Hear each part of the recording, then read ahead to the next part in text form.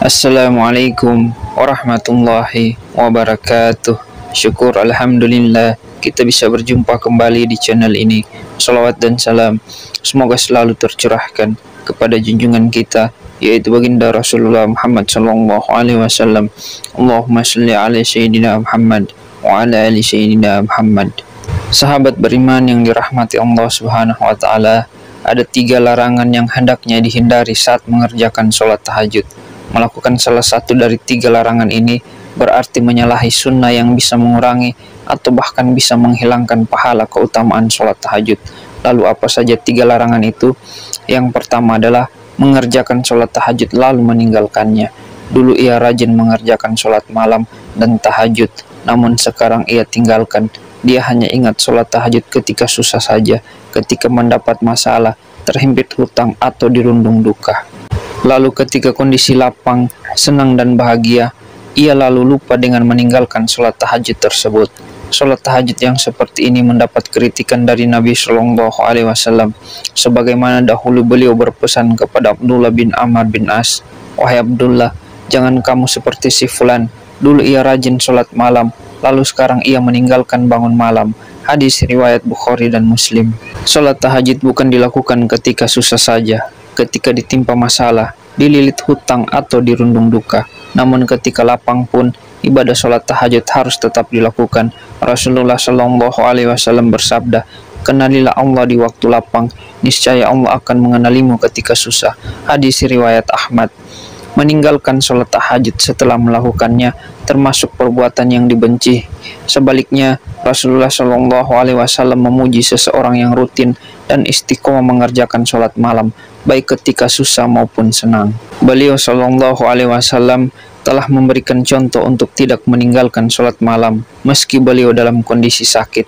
Aisyah radhiyallahu anhu berkata, "Jangan tinggalkan qiyamul lail, karena sesungguhnya Rasulullah Shallallahu Alaihi Wasallam tidak meninggalkannya, dan apabila beliau sakit atau malas, maka beliau sholat sambil duduk." Hadis riwayat Abu Daud. Lalu yang kedua, mengkhususkan sholat tahajud pada malam Jumat.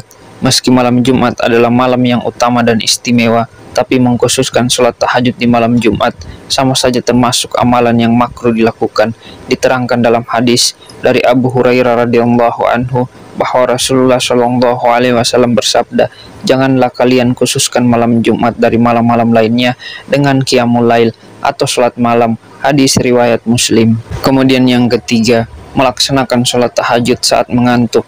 Jika mengantuk, hentikan atau tunda dulu sholat tahajudnya dengan tidur atau istirahat sejenak sampai hilang kantuknya dan tubuh kembali fit.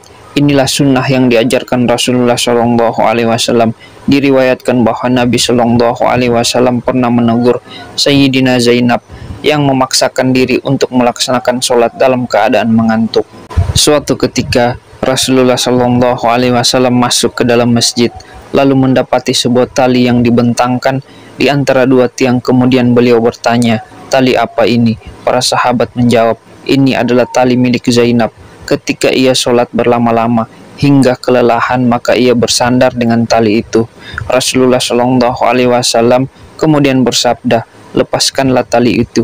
Kalian harus sholat ketika dalam keadaan segar. Jika kelelahan maka tidurlah." Hadis riwayat Bukhari dan Muslim. Memaksakan sholat dalam kondisi mengantuk itu dilarang, sebab akan memberatkan, menghilangkan kehusyuan, bahkan bisa mengakibatkan kesalahan dalam sholat.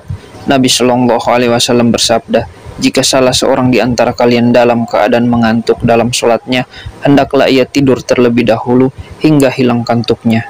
Karena jika salah seorang di antara kalian tetap sholat, sedangkan ia dalam keadaan mengantuk, maka ia tidak akan tahu. Mungkin ia bermaksud meminta ampun, tetapi ternyata ia malah mencela dirinya sendiri." Hadis riwayat Bukhari. Dan insya Allah, tidur yang diniatkan mengerjakan sholat tahajud akan ditulis pahala seperti mengerjakan sholat tahajud.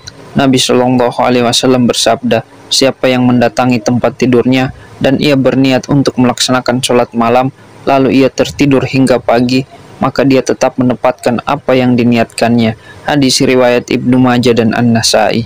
Dan dalam riwayat lain disebutkan bahwa tidaklah seseorang berniat mengerjakan sholat pada malam hari dan dia tertidur, melainkan Allah akan menetapkan baginya pahala sholatnya, sedangkan tidurnya itu menjadi sedekah baginya.